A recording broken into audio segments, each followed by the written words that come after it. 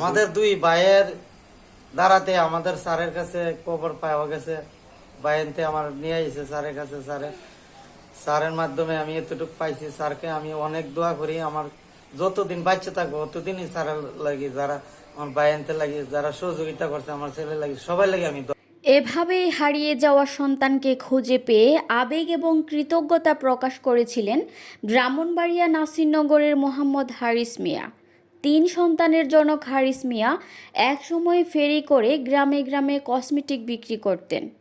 শারীরিক অসুস্থতার জন্য বর্তমানে কোনো কাজ করতে পারেন না। স্ত্রী মানুষের বাড়িতে কাজ করেন। অভাবের সংসারে আর্থিক যোগানের জন্য বড় ছেলে মোহাম্মদ আপনকে ঢাকায় একটি হোটেলে কাজে লাগিয়ে দেন তার পিতা। ঢাকায় যাওয়ার 15 দিনের মধ্যে বাড়িতে খবর আসে আপন হারিয়ে গেছে। আপনকে অনেক খোঁজাখুঁজি করেও কোনো সন্ধান পায়নি তার পরিবার। অন্যদিকে নবীনগর উপজেলা সদরের পশ্চিম পাড়ায় আপনের সন্ধান পান নবীনগর পৌরসভার 2 নং ওয়ার্ড ছাত্রলীগের নেতা মোহাম্মদ শাওন ও তার বন্ধু। তারা আপনকে নিয়ে আসেন নবীনগর উপজেলা নির্বাহী কর্মকর্তা তানভীর ফরহাদ শামীমের নিকট। আপনের কাছ থেকে প্রাথমিক তথ্য নিয়ে তিনি নাসিরনগর উপজেলা নির্বাহী কর্মকর্তার সাথে যোগাযোগ করেন। নাসিরনগর উপজেলা নির্বাহী কর্মকর্তা এ নিয়ে ফেসবুকে পোস্ট দিলে আপনের পরিবারের সন্ধান পায় প্রশাসন।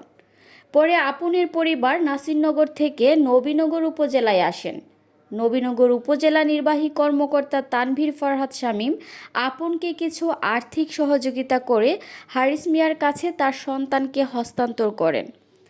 তানভীর ফরহাদ শামীম বলেন, এমন একটি মহৎ কাজে নিজেকে সম্পৃক্ত করতে পারায় আমার বেশ ভালো লাগছে।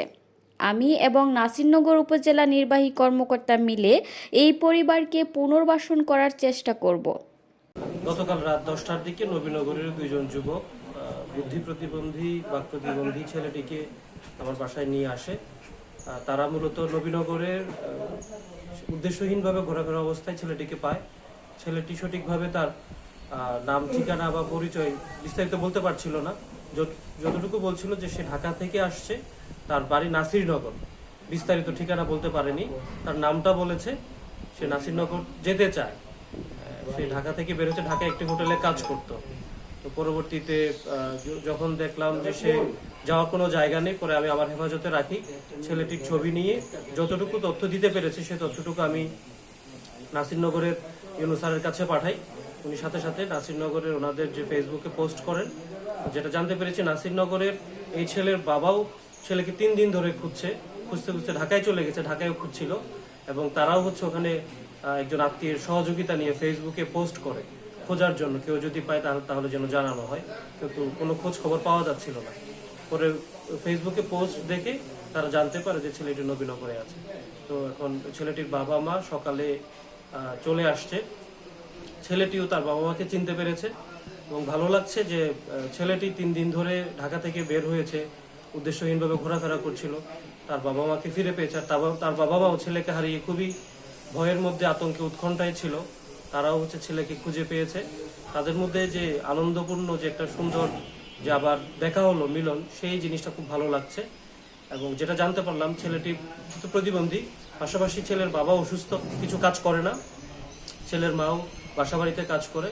তো নাসিরনগরের ইউনূস স্যারের সাথে আমি কথা বলবো এবং তাদের যাতে নাসিরনগরের পুনর্বাসনের ব্যবস্থা করা যায়, প্রশাসনের পক্ষ থেকে সর্বোচ্চ সহযোগিতা যাতে করা যায়, সেটা আমরা প্রয়োজনীয় ব্যবস্থা নিব এবং আমি আমার ব্যক্তিগত পক্ষ থেকে সহযোগিতা করব। নগর পৌরসভার 2 নং ওয়ার্ড ছাত্রলীগের নেতা মোহাম্মদ শাওন জানান, রাতে আমরা আপনকে পশ্চিম পাড়ায় দেখতে পাই। পরে তাকে আমরা নবীনগর উপজেলা নির্বাহী কর্মকর্তা তানভীর ফরহাদ শামীমের কাছে দিয়ে যাই। তিনি নাসিরনগর উপজেলা নির্বাহী কর্মকর্তার সাথে যোগাযোগ করে আপনের পরিবারকে খুঁজে বের করেন। আপনকে আপনের পরিবারের কাছে ফিরিয়ে দিতে পেরে আমরা আনন্দিত। আশা করছি নাসিরনগর উপজেলা প্রশাসন আপনের পরিবারের পাশে থাকবে। আমার নাম হচ্ছে শাওন, আমি 2 নং ওয়ার্ড ছাত্রলীগের সেক্রেটারি। আমি ওরে কালকের আনুমানিক রাত 8টার সময় আমাদের জামে মসজিদের সামনে ঘোরাঘুরি করতেছে। আমি বাইকে ছিলাম, পরে বলতেছে, ভাই পশ্চিম পাড়া কোনটা? আমি বললাম যে পশ্চিম পাড়া দিই, তুমি কই যাবে, তোমার আগে দেখি নাই। পরে কইতাছে পশ্চিম পাড়াই যাবো। পশ্চিম পাড়া দেবো, তোমার বাবার নাম কি? প্রায় আধা ঘন্টা পরে বলতে পারছে যে আমার বাবার নাম হারিস মিয়া। আর তোমার বাড়িটা ঠিক স্পষ্ট বলতে পারে নাই, নাসিরনগর যে। তারপর প্রায় আধা ঘন্টা 1 ঘন্টা 2 ঘন্টার মতো ওর ব্যাগ টেগ সবকিছু খুলে টুলে আমি দেখলাম যে কোনো কাগজ টাগজ ওর পাওয়া যায় কিনা, নাম্বার টাম্বার যে আমি যোগাযোগ করে ওরে দিয়ে আসবো, কিন্তু কিছু পাইলাম না। পরে হালকা পাতলা একটু নাস্তা টাস্তা করাই সেরা এই আমাদের ডেলুয়ার কমিশনার অফিসে কতক্ষণ বইয়াটিয়া দেলুর ভাইও জিজ্ঞাসা যে কি করতে কি করবি, আমি রাখতাম নি এই সেই। পরে অনেক কিছু কথা হয়েছে। পরে আমি চাইছি আমার বাসায় নিয়ে যায়। পরে সবাই বলতেছে তোমার বাসায় নিয়ে যাওয়া সেই বইবো না, যদি সকালবেলা যদি অসুস্থ মানুষ যদি চলে যায় তো এটা দায়ভার তোমার দিতে হবে। পরে আমি থানায় গেলাম, থানায় গিয়ে সেটা ডিউটি যে ইনচার্জ ছিল ওনার বললাম যে ভাই এই ঘটনা, এখন আমরা কি করতে পারি। পরে এটা তো আমাদের সাবজেক্ট না, এটা হচ্ছে সমাজ সেবা অধিদপ্তরের সাবজেক্ট, আপনি ওইখানে নিয়ে যান। পরে বাইরে গেছে প্রায় 10:30 11টা।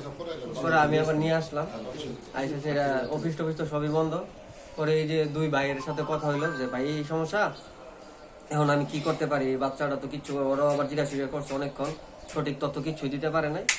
পরে ওরা বললো যে ভাই স্যারের সাথে একটু কথা বলেন, আমাদের মধ্যে স্যারের সাথে, উনি অনেক মানবিক মানুষ, ওনার সাথে একটু কথা বলে দেখেন। পরে ওরা আবার যোগাযোগ ব্যবস্থা করে দিচ্ছে, স্যারের সাথে কথা হলো। পরে স্যারের বললাম স্যার এই ঘটনা। পরে স্যারের কাছে হিসাবে প্রায় 90% তথ্য দিয়ে ফেলছে, অনেকক্ষণ ইয়াটিয়া করে স্যারের অনেক সুন্দরভাবে জিজ্ঞাসা করে অর্থের তথ্যগুলো নিছে। তারপর স্যারে ফোন দিল ওইখানে ইউনো মহোদয়কে। পরে ওইখানে ইউনো মহোদয়ের সাথে স্যারের কথা হয়েছে, সবকিছু ওর ডিটেল স্যারে পাঠাইছে। তারপর স্যারে ওর রাত্রে থাকার জন্য ব্যবস্থা করে দিছে করিম শাহ এতিমখানায়। পরে ওইখানে নিয়ে দিয়ে আসলাম। এই আর আধা ঘন্টা কি 1 ঘন্টার মধ্যেই স্যারের তত্ত্বাবধানে সবকিছু জানা হয়ে গেছে যে তার বাড়ি নাসিরনগর, তার বাবা এই সেই সবকিছু জানা হয়ে গেছে। তা আমি আমার পক্ষ থেকে, আমার 2 নং ওয়ার্ডের পক্ষ থেকে আমি অসংখ্য ধন্যবাদ জানাই আমাদের ইউনো মহোদয় স্যারকে, যার বিচক্ষণতায় খুব দ্রুত হয়েছে তার মা বাবার বুকে ফিরে যাচ্ছে। এটা আমাদের খুব ভালো লাগতেছে এই জিনিসটা। এটাই আমি স্যারের মঙ্গল কামনা করি, এবং আমি এই অসুস্থ বাচ্চাটারও সর্বদা মঙ্গল কামনা করি, ও যেন ভালো থাকে। আর সবার কাছে, আর ওদের উপজেলার ইউনো মহোদয়ের কাছে আমাদের উপজেলার পক্ষ থেকে, উপজেলাবাসীর পক্ষ থেকে একটাই দাবি, ওরে যেন প্রতিবন্ধী ভাতাটা করে দেয়। ওর বাবা নাকি কয়েকবারই গেছে প্রতিবন্ধী ভাতার জন্য, করতে পারে নাই ভাতাটা। তো আমি এটাই বলবো। আর আমাদের স্যারও ইতিমধ্যে আলাপ করবে। আমিও আমার স্যারের কাছেও আমাদের অনুরোধ যে স্যারও যেন ওই জিনিসটা খুবই গুরুত্ব সহকারে দেখে যে ওর ভাতাটার জন্য আর কি। তো এতটুকুই, আমি সবার মঙ্গল কামনা করি। নবীনগরের স্থানীয় সাংবাদিকদের উপস্থিতিতে আপনকে তার পরিবারের কাছে হস্তান্তর করা হয়। আপনকে নিয়ে আপনের মা বাবা আনন্দে চিত্তে নাসিরনগরের উদ্দেশ্যে নবীনগর ত্যাগ করেন।